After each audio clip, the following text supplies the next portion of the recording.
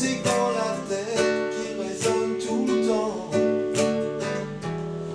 J'aimerais m'évader en fait, donc libère-moi juste un instant. Car la réalité est bien trop dure à accepter souvent. Je me bats pour un avenir plus sûr et voir grandir mes enfants dans un monde plus libre.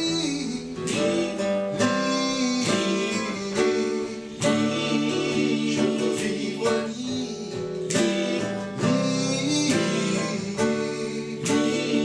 Laisse-moi vivre libre. Libre comme un lion, loin des griffes de Babylone. Je veux vivre auprès des miens, m'éloigner des truands, avancer l'esprit serein, profiter de chaque instant, loin des tracas quotidiens. Je veux prendre mon temps, ne plus souffrir ni avoir faim, ne plus affronter le regard des gens. J'avoue que ça ne devait pas être un groupe de reggae, puisque quand j'ai commencé à la musique, j'ai commencé avec mon frère, on faisait du hip-hop dans les années 90-92. Après, petit à petit, on a dérivé vers le raga parce qu'on avait envie de faire du raga, parce qu'à l'époque, il y avait le mouvement hip-hop et le mouvement raga, c'était quelque chose de très proche. Et c'était l'époque aussi où il y avait l'arrivée des groupes émergents comme Tonton David, NTM, etc. Donc on a eu l'envie de faire du raga et on a fait appel à des musiciens par connaissance interposée. Donc c'était, voilà, on était au lycée, on était jeunes. Et donc on nous a présenté Boombass, qui est maintenant qui est toujours avec nous. Et puis d'autres musiciens qui étaient venus à l'époque se greffer. Et dès qu'on a commencé à jouer, en fait, on a fait une répétition, c'est dans un garage. Dès qu'on a commencé, on a senti que le son allait vite évoluer vers quelque chose de plus roots, parce qu'on n'avait pas de batterie électronique, c'est une batterie acoustique. Donc on a senti ça et en fait, on s'est immiscé petit à petit dans le reggae. En fait. Quand on a fait nos premières scènes, on a fait la première partie des Gladiators, Ragasonic, etc. Donc la plupart des musiciens ne connaissaient pas le reggae.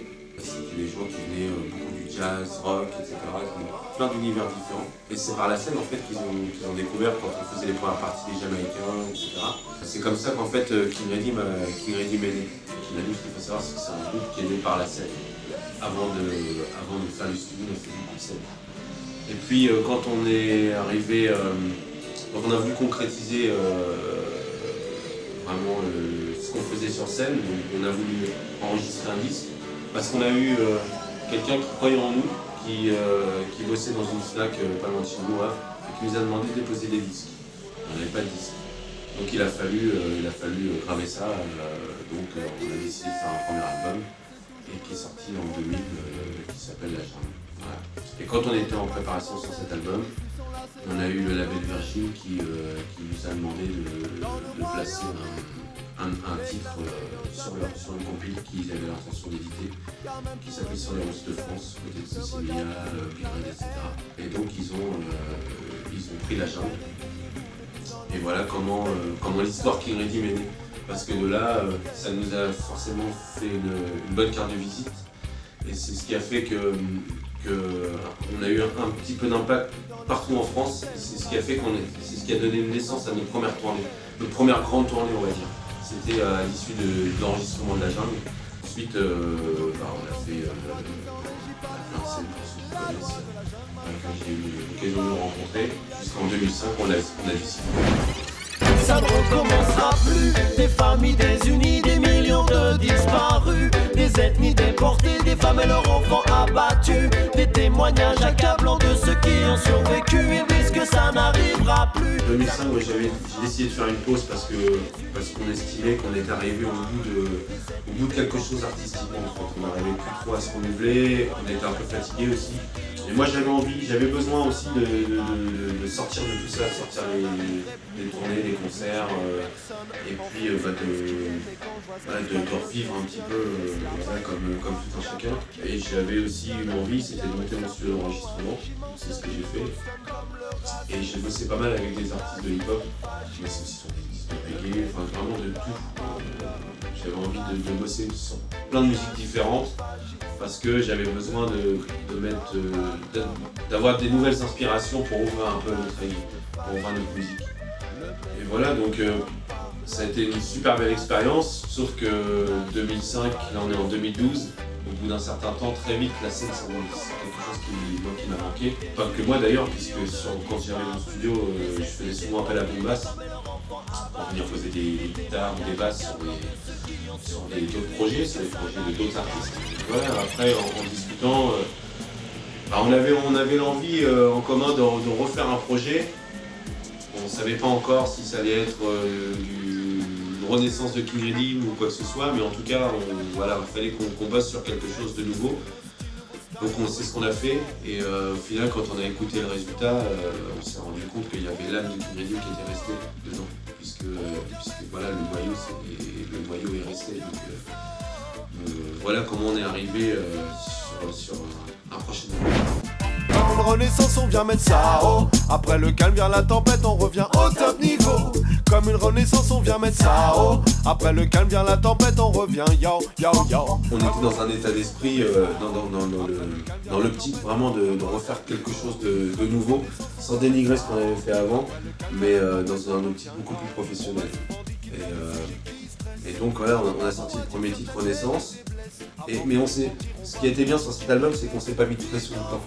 On s'est dit, on va faire cet album, on va pas se donner 1 mois ou 2 mois ou 3 mois, on va pas se donner un laps de temps pour travailler dessus parce qu'il fallait vraiment que l'inspiration revienne de nouveau. Et une nouvelle inspiration, il fallait pas qu'on refasse du King Redeem à l'ancienne, sinon ça ne servait à rien de faire un break. Il fallait vraiment qu'on passe à autre chose, aussi bien musicalement que dans l'écriture, que dans la manière de chanter, et dans la manière d'aborder aussi le studio. Avant on travaillait les morceaux en répétition, et puis ensuite on les enregistrait en studio. Là on a fait vraiment tout l'inverse, c'est-à-dire qu'on s'est dit on va travailler le studio, on va travailler le disque en studio, et après quand il faudra réarranger les morceaux, on le fera pour la scène. Mais vraiment travailler 2 choses différentes. Et c'est comme ça qu'on a pu donner naissance à cet album, parce que chaque sonorité de l'album a été quelque chose de réfléchi.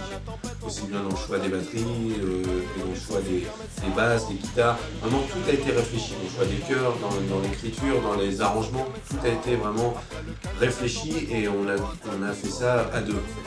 Dans Renaissance, il y a le préfixe re parce qu'il y avait aussi les influences d'avant qui sont revenues, c'est-à-dire mes premières amours c'était le hip-hop. Donc c'est pour ça qu'on a voulu mettre des sonorités un peu hip-hop. Au niveau du mix, j'ai mixé cet album moi-même parce que je savais exactement ce que je voulais sur cet album. Au niveau du mastering, on est allé voir Florence Sabaton qui nous a fait un très bon travail. C'est quelqu'un qui a masterisé en entre Kanye West, David Guetta, donc qui est vraiment dans autre chose que le reggae. Il a fait du reggae bien évidemment, mais il est aussi dans autre chose. Et quand je l'ai eu au téléphone la première fois pour lui parler du projet, je lui ai dit, donc il m'a demandé le style, je lui ai dit c'est du reggae. Il m'a dit donc tu fais un mastering reggae, je lui ai dit non pas du tout, moi je fais quelque chose qui sonne plus proche du hip-hop américain. Donc c'est vraiment, je veux dire, sur cet album de la conception, c'est-à-dire de l'écriture des textes, en passant par la musique, puis le mix, et pour finir avec le mastering, c'est vraiment un album qu'on défend vraiment de tout cœur parce qu'on a vraiment, tous les choix ont été vraiment mûrement réfléchis, avec plus de maturité. Halloween, c'était la rencontre, on va dire, de l'album. À l'époque, Steel Pulse était en tournée avec Samuel Junior Clayton qui nous avait mixé notre 2e album, qui est un ingénieur du son jamaïcain. Donc lui nous avait mixé notre album, il part en tournée avec Steel Pulse et ils avaient besoin d'un guitar tech, donc ils ont fait appel à Boom Bass. Donc Boom Bass est parti en tournée avec eux, c'est très bien passé humainement, et tout en discutant avec Boom Bass, on évoquait un featuring sur l'album. Et donc voilà, on avait fait une piste, on avait des gars, évidemment c'était tout de suite le rapport financier, c'était voilà, si on voulait un featuring avec un tel, il fallait payer, enfin bref. Et moi j'avais pas envie de ça, je voulais vraiment un featuring ouais, qui marquait plus quelque chose comme une rencontre que comme une collaboration purement commerciale.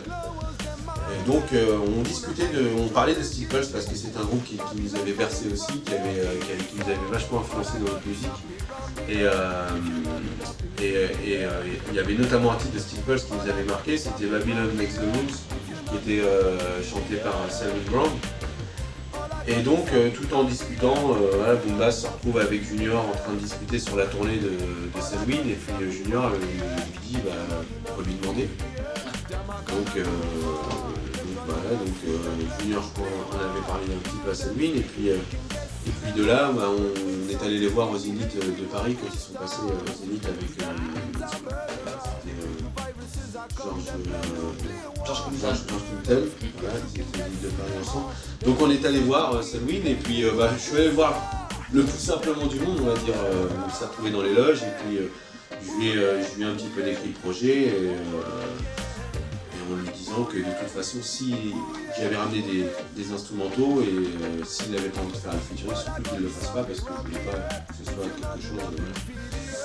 Et donc il a écouté, 2 jours après, il a appelé Boom Bass pour dire qu'il avait déjà écrit le couplet et qu'il s'était contenté. Donc il est venu chez moi dans mon studio, et il a passé 2 jours avec nous voilà, pour enregistrer. On n'a pas fait que ça d'ailleurs, parce que c'était très rapide, mais voilà, c'était vraiment quelque chose de très riche humainement aussi, parce qu'on a eu le droit à l'histoire de Steel Pulse vraiment par un des membres fondateurs du groupe, donc ce qui nous a aussi nous aidé pour notre projet, parce qu'on était vraiment dans la réalité du reggae mondial, on va dire. Voilà, on avait plus d'informations sur l'émergence du groupe Steel Pulse, comment ça s'était passé. Voilà, il nous a parlé de plein de choses, qu'on a rencontré avec Bob, etc. Donc c'était vraiment quelque chose de nous qui nous a enrichi humainement, et qui nous a aussi quelque part donné un peu des ailes, parce qu'on s'est dit, si quelqu'un comme Selwyn accepte de faire quelque chose avec nous, c'est que quelque part peut-être qu'on a pas, voilà, quelque part il croit peut-être en notre projet, donc on va se donner à fond. Voilà pourquoi on a persévéré, et puis on a écrit d'autres titres pour vraiment donner naissance à cet album, parce qu'il fallait qu'on aille voir Selwyn à un moment donné pour lui dire ça y est, l'album sort, pour lui montrer qu'il n'était pas venu non plus pour rien passer 2 jours avec nous. Donc voilà, Selwyn, c'était vraiment enrichissant. Celle-là, c'est une spéciale pour Reggae Records. Yes, King Rhythm en action. Yeah, man. Les rues ne sont plus sûres depuis qu'ils ont débarqué à bord de leurs oiseaux de fer ou leurs monstres d'acier. Quand la nuit tombe, plus d'étoiles, le ciel reste éclairé. Cette langue me rappelle que mon pays est fragilisé, car tout a changé, ils se sont mis à tirer. On chasse les femmes et enfants pour pouvoir s'installer. Contrôle de nos usines, couvre-feu instauré. La chair de ma chair tuée d'une de leurs balles égarées. Ils prennent les fusils pour défendre un drapeau, mais ce sont leurs frères qu'ils envoient au tombeau. Pour garder leur terre, d'autres risquent leur peau. Allez dire aux fous qu'ils retirent ses bourreaux. Ils prennent les fusils pour défendre un drapeau, mais ce sont leurs frères qu'ils envoient au tombeau. Pour garder leur terre, d'autres risquent leur peau. Allez dire aux fous qu'ils gardent tous ces super-héros.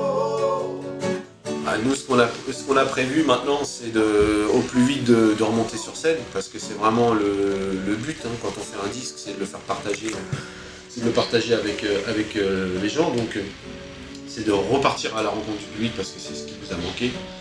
Et voilà, puis ensuite enchaîner un autre album. On va peut-être commencer déjà à réfléchir là-dessus, parce que là on a faim, quoi.